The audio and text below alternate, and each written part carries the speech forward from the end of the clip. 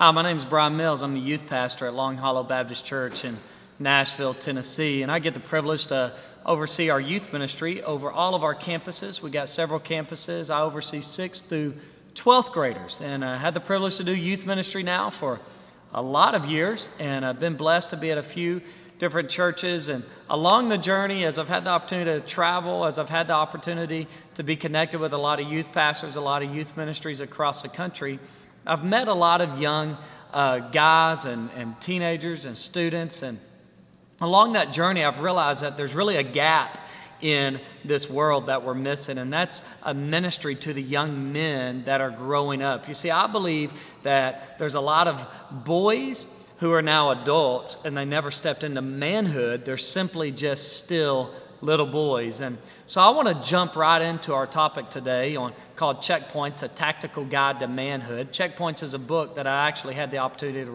to write that I'm going to tell you about in a few moments, but I want to share a few things with you before we get into that.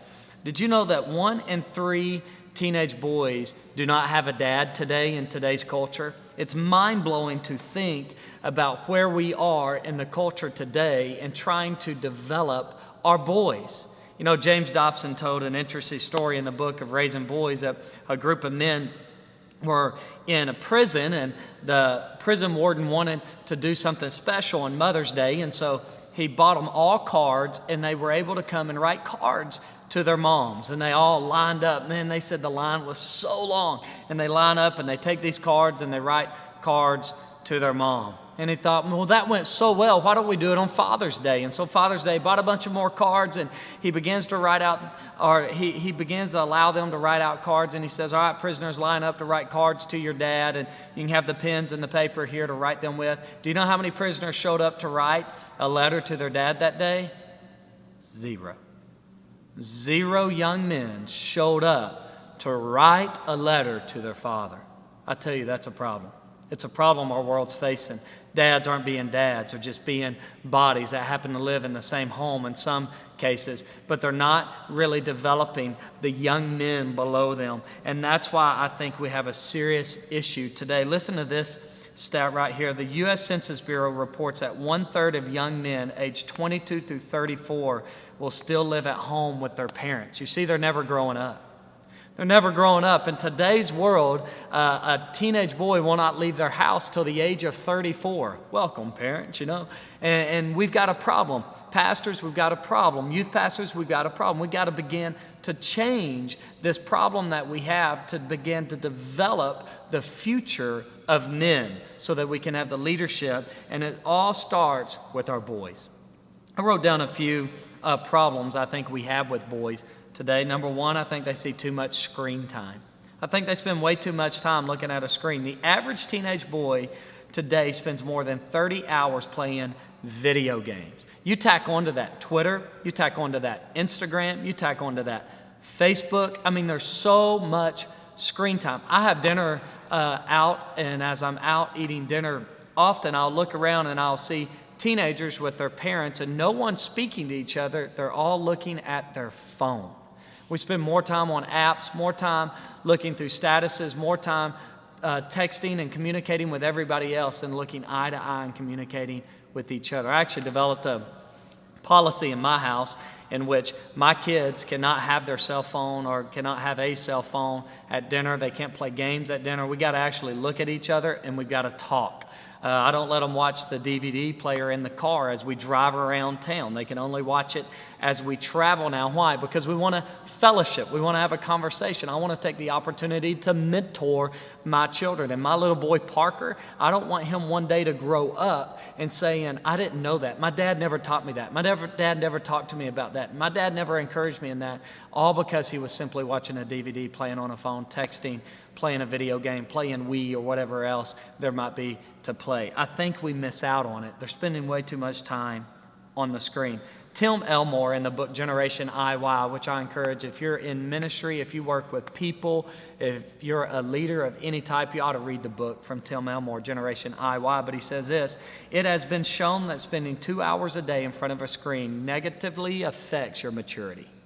Could be a problem. The second problem I wrote down was, I think we put way too many students and teenagers, and ready for this, don't send me too many emails on it, but I think we put too many on prescription drugs. I just think we do. Now, I know some of you are like, well, you never met my kid, and excuse me, but I think too many kids are on prescription drugs. Again, Tim Elmore said this: the U.S. makes up about 5% of the world's population, but it consumes 90% of the total production of ADHD. He goes on to say the jury is still out about the long-term effects of these medications, although disturbing evidence has begun to accumulate. Even relatively short-term use of these drugs for just a year or perhaps less can lead to changes in your personality. Young men who used to be conjugal, outgoing, and adventurous become lazy and irritable. I think that's an interesting finding that he has developed. You see, I think a lot of times instead of parenting, we medicate. And sometimes we need a parent over medication, and we're teaching boys to be more passive and just saying, hey, just take this and relax, than training them with the personalities that God has blessed them with to develop them to be men of God and to channel that aggression. Another thing I wrote down is a problem: parenting. I think we've got an issue in parenting. It's obvious. 1 in 14 teenagers today live with their grandparents. That equals to be about 5.4 million teenagers live with grandparents. We're grateful for grandparents out there who are taking in these children, but a lack of leadership out of the mom and dad of these children. 23.4 million live in single-parent families. Why? Because we're giving up today. We just say, hey, let's quit. Let's give up. Let's not do this anymore. And we're not training up a child in the way they should go. We're teaching them how to give up on where we are. And that's not going to train up a young man to be a young man. It's going to teach him to remain a boy. You know, a guy named Walker Moore out of Tulsa, Oklahoma, wrote a book called The Rite of Passage Parenting. And it's really a great challenge on how to bring young men and young ladies up to be leaders, training them up in the way they should go, training them up to be what is right. And I think that's something we need to do today. I think we need to stop making excuses for our kids, and we need to start training our children. How many of you youth pastors out there have a parent come to you all the time, well, you're not doing right for my kid? Or how many coaches out there have that parent that's always like, well, if you would do this for my kid? Or how many, man, we're always going to fight battles for our kids when our kids should be fighting them battles for themselves. They can stand up for themselves. Teenagers are strong if trained right in godliness. That's up to the parents, and that's up to the dads. Let me give you one more, and then we're going to jump in to the issue at hand. But I believe passivity is a problem in today's time for young men. John Eldredge wrote a great book called Wild at Heart, and he covers this so well, how we're creating passive men who will just say we'll quit on our marriage, men who will say I don't like that job, I'll quit that job, I'll do that job, I'll do this, and they just keep running and running and running and running. Men who complain about one thing and it's just negative all the time. Men not being men, but being little boys. You know, Jay Strack with Student Leadership University makes a great statement. He says, it's time for the little boy to sit down and the man to stand up. Can I tell you, that's why we wrote Checkpoints. Checkpoints was written because we want to encourage the little boy to sit down and the man to stand up. As a youth pastor, I started having dads come up to me say, hey, what can I go through with my son? I started having teenage boys say, what can we use for accountability? We need a guy's book, not just a book on purity, not just a book just out there. What is a book for guys? Is there a book for guys that we can use? And Dad said, is there a book I can go through with my son? And I couldn't find too much, if anything, that I could recommend to them. And so God just put it on my heart to write a book called Checkpoints, A Tactical Guide to Manhood. Why? Because we got a problem today with young men, and they need to be challenged in godliness to step it up. And we need to give dads a resource to use so that they can encourage their young men in godliness. And that's why we wrote this book. I wanted to do a 40-day journey that dads could do with sons. I wanted to do a 40-day journey accountabilities groups could do together. But here's one thing I know about guys. They're not going to do every single day, right? So I wanted to do a 40-day journey over 8 weeks. Over those 8 weeks, we would cover 5 topics a week. And then the 6th day would kind of be what we're going to call an after-action review. That after-action review we'll discuss through that week, and it gives questions and everything, and I'll show that to you. in a moment. But we wanted to write this and we wanted to develop it because we wanted to help out ministries. And so if I can explain checkpoints to you this way, we broke apart these 8 checkpoints. We felt like every guy deals with the issue of identity, who they are. Does a young man in your home know who he is? Does a young man in your youth group know who he is? Does the men in your church, do they know who they are? We battle for our identity, asking that question of who am I? And then the question of do I have what it takes that John Eldridge asked in Wild in Heart? You know, it's an identity question. So we wanted to start as our checkpoint with identity. The second week, we took the checkpoint of integrity. We're losing integrity in today's society. And so we needed to wrestle with this issue. We needed to give them scripture to memorize. We needed to walk them through that. Then the third week is community. Man, we need to have healthy community, not built around video games, not built around screen time, not built around texting, but face-to-face community, eye-to-eye contact, conversation that's happening, the hard questions are being asked, the time when we need to be encouraged the most, the time we're down, who we going to call. We want to encourage men and young boys in that. Self-control. We battle the issue of pornography in this. We battle the issue of masturbation in this. We battle the issue of all the issues of self-control and sex and all the things that they have to control within their life that they're hit with. We battle that in this book. I remind you, it is a guy's book. We didn't want to write a book that girls would enjoy. We wanted to write a book that a girl would say, I don't want that mess. And that's what we've done. And self-control chapter definitely reveals that very well. The fifth week is courage. We want to develop men of courage. We have too many passive, weak men in today's culture that want to satisfy everybody else around them. We want to develop men who will fight for the cause, for the fight for the passion of Jesus Christ. We want to have that warrior mentality. We want men of courage for the gospel. And that's why we wrote that chapter, patience. We need to develop some patience. I don't know about you, but I have zero patience. My wife tells me I'm in a hurry to go nowhere. And so we've got to have those patience in life. Loyalty. How loyal are we today as young men? How loyal are our young men today to each other? How often do they stab another brother in the back? How often do they give up on a friend? How often will some girl pull them away from all their boys? And that's not cool, right? And so loyalty is a big deal, so we tackle that. And then enthusiasm. We believe we should be passionate followers of Jesus Christ. And so we wanted to tackle this idea of enthusiasm. And so what I want to do is I want to show you real quick how this breaks down by showing you the first day of checkpoint. So you have checkpoint, which is identity right here. And as you have identity and you go through, here's checkpoint number 1. A hazard to identity is called pride. You want to know what's going to hurt your identity? It's pride. And so we tackle this hazard because if you're pursuing a checkpoint, then you need to pursue that checkpoint. But along that journey in the battle of pursuing that checkpoint, you're going to run into obstacles. The obstacle this day is pride. But here's what we do. In the midst of pride, it's very short. At the end of it, we give a force multiplier. The force multipliers are simple steps, 1, 2, and 3. 3 simple steps on how to attack your pride. So every day is literally about 2 to 3 pages long. That takes about 5 to 10 minutes to read, and you can tackle the issues at hand that go with that checkpoint for that week, which is identity.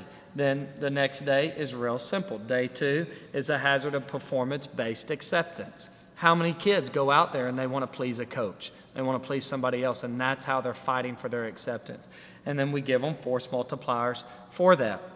And then when you get to the end of the week, the 6th day, let me show this to you as well. It's called the after action review. And we review the whole week that we deal with.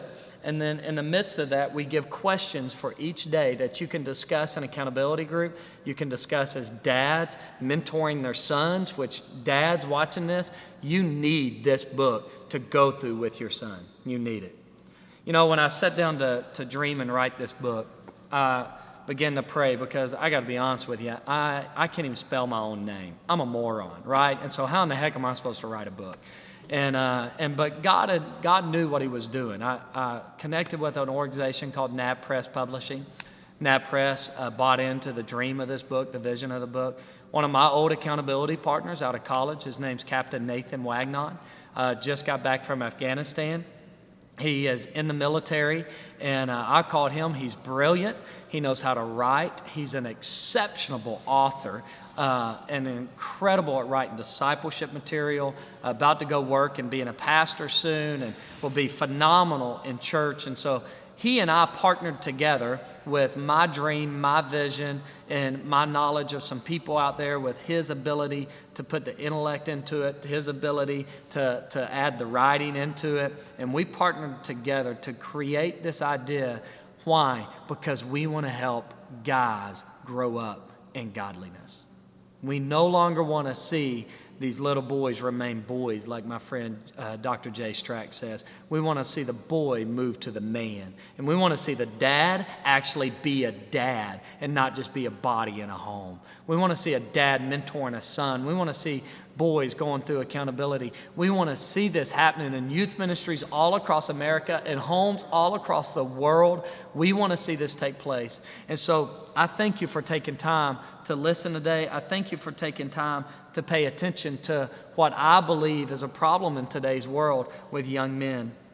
And what I see an issue where we need boys that believe in them. Let me tell you one story and then I'm done. A coach here in town, recently he was on the 20-yard line in a game, playing a rival team in town. He was on the other team's 20-yard line, and I think it's a start of the second quarter, and he looks at his boys and he sends them back out on the field on a fourth down. Had about 4 yards to go, fourth down on the other team's 20-yard line. Crazy call, did not make sense. You wouldn't even think, what is that coach doing? Everybody in the fans is saying, what is that coach doing?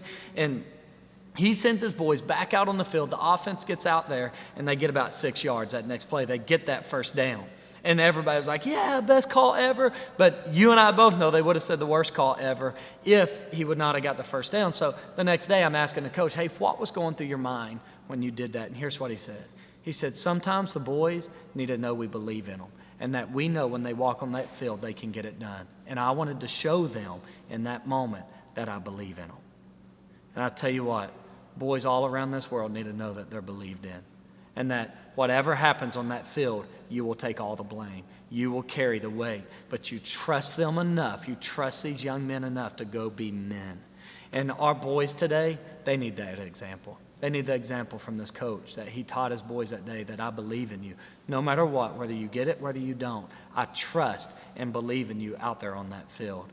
Can I tell you that our boys need that in the homes? They need that in environment. They need that in youth group. And that's why Checkpoints can help out along this journey. So let's mentor the young men of today so that tomorrow we have young men to lead this generation. Thanks for checking this out. Let's connect on Twitter, Facebook, twitter.com/BrianMills247. As well, twitter.com/Nathan Wagnon. It's Wagnon is how you spell his last name, my co-author.